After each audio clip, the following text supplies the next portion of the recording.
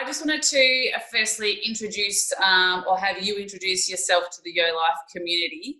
I really wanted to, I guess, spend the next little while sort of talking about Tilixa, how it came about, who's involved in the business, and I guess how this passion has formed into one of Australia's largest medicinal mushroom powder businesses.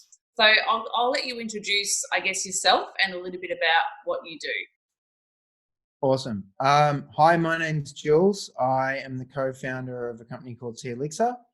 I guess you kind of like the first question really should come last now, because finding out, I guess, the root of where I got excited by medicinal mushrooms and tonic herbs and superfoods and health in general really goes back quite a long way. I mean, I'm passionate more than just about medicinal mushrooms. I'm actually quite passionate about mushrooms like on a much larger scale.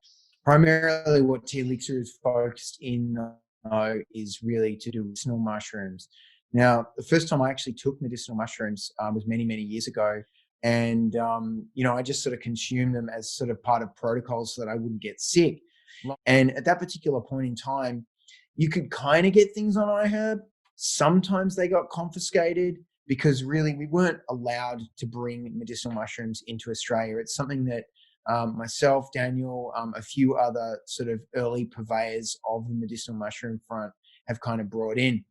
But before I started Tilixa, I was running a company called Serendipity Superfoods, which was sort of my sole trader company. I was really working primarily out of markets. I was doing a few Mind Body Spirits, if you know what that is, which is sort of like a big event for, spiritual development and health and well-being and things like that. And that's really where I sort of cut my teeth in terms of, learning about tonic herbs and superfoods. I'll just quickly explain to your audience what an adaptogen is. Basically, an adaptogen is something that is not toxic in the body. It's something that has a dual directional effect, and it works in harmony with the immune system and other organ systems of the body to bring it into balance and harmony. And why that's a clever thing or an intelligent thing to work into your diet is if you're working with things that are basically just bringing the body into harmony, you're already working with the intelligence of the body, and the body therefore will tell you, or rather work with the herbs and tell your body what it needs to do. So to give you an example of an adaptogen, one I have here is the reishi mushroom. It's very much a wood-growing mushroom, but reishi, from an adaptogenic perspective, is something where if you take it at nighttime, it's going to give you a really calm, sort of resting down place where you can get some sleep and you can get good quality sleep. If you take it during the day, rather than it just making you fall asleep, it'll give you a calm, even energy. The reason for that is like certain elements that are in it, but primarily these adaptive qualities to it. So I basically got into adaptogens and I started to develop more and more ideas around that. And that's where I met Daniel. He actually, by pure accident or serendipity, walked into my store. And in late 2015, we decided that we were going to work together on a more formal basis.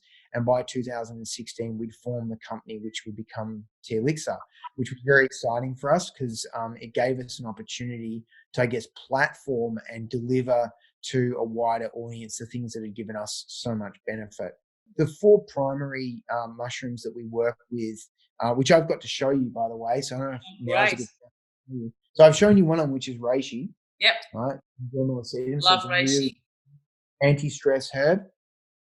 The one that I fell in love with first, even though, this is not a good example, but I call this one like the Chaga mustache, because Chaga doesn't grow like this. So I'm going to get a better piece, but you can kind of still see it's got that black outer layer, right? And this sort of like yellowy or tan colored sort of corky inner quality. And both of these sort of carry different qualities to them, but that's Chaga mushroom. Yeah. I'll show you that one first. Where's it gone? Now, this is not what our cordyceps look like. And just so your listeners are clear, The cordyceps that we have are not grown in this fashion. This is more of a wild cordyceps because I'm a wild mushroom hunter. This is a caterpillar fungus or a cordyceps. So you can actually see the caterpillar. This is actually considered the holy grail of mycology, which is the study of mushrooms. So this is a lion's mane mushroom. This is grown by, I have to do a shout out, you see. This is grown by my good friend John, who runs King Oyster Mushrooms in Sylvan, and he supplies these all over Melbourne.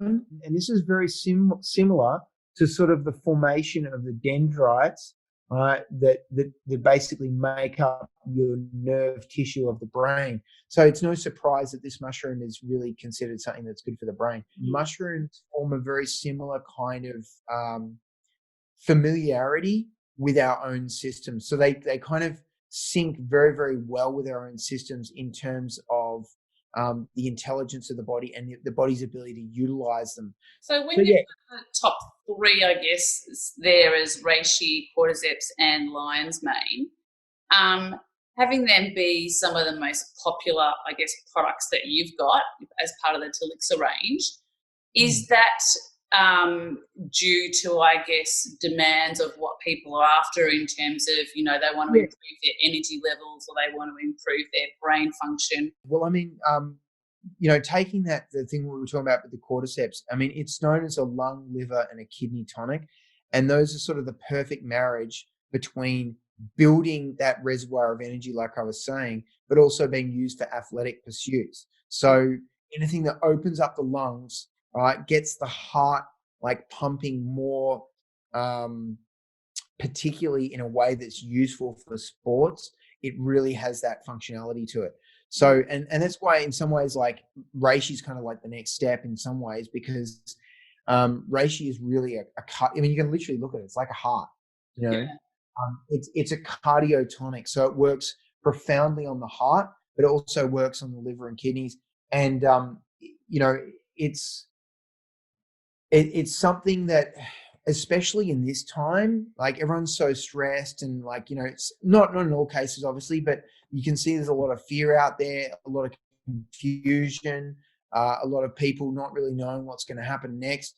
This is the sort of thing that you take it and it's sort of like everything's all right. How is it most common for people to take the mushrooms? Because it comes as a powder. Yeah, it comes as a powder. I mean, like something maybe I should quickly jump into is that basically, as I said, this is like hard wood. You can't just eat this like a biscuit, right? This is something you've got to kind of cook up in hot water and also extract with alcohol to get both the polysaccharides, the water soluble components, and also the betulins and the triterpenes, which are these alcohol soluble components, and they do two different things.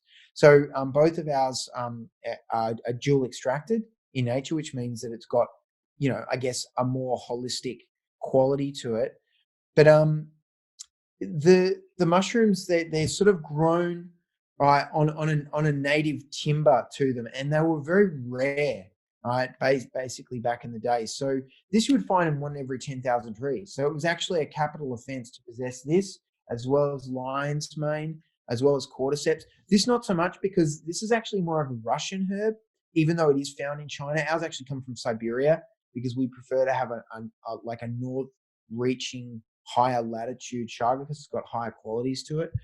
But yeah, like all of these mushrooms, they need to be processed. So ours come in like a 10-to-1 extract powder, which a big question that some people have is, well, can I put this in a hot tea or can I boil this?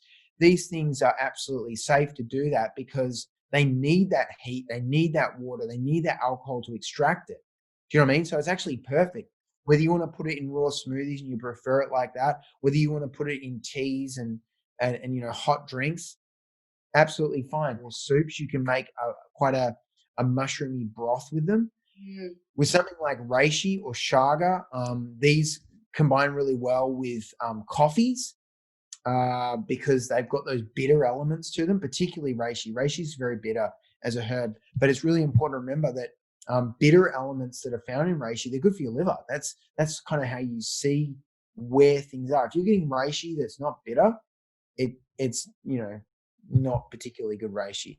So Jules, if I was to you know, try mushrooms for the first time and say if I wanted to, or I decided to add it to my coffee, can I Mm. taste those added powders in the coffee, or is it just so mild that it's not really there? Um, Look, I think that that's a person-to-person business. I mean, this is part of the reason we brought out these lattes, because you can definitely add these to coffees, or you can have them as a sort of a standalone latte, and they sort of showcase the mushroom in a light where, reishi we've combined with rose and cacao, right? Because they're all very heart resonant foods, and they combine really together, and you just have to sweeten it, add your favorite milk, or I prefer to like melt down like fats like coconut butter or cacao butter, and I add honey, and they're delicious tasting drinks.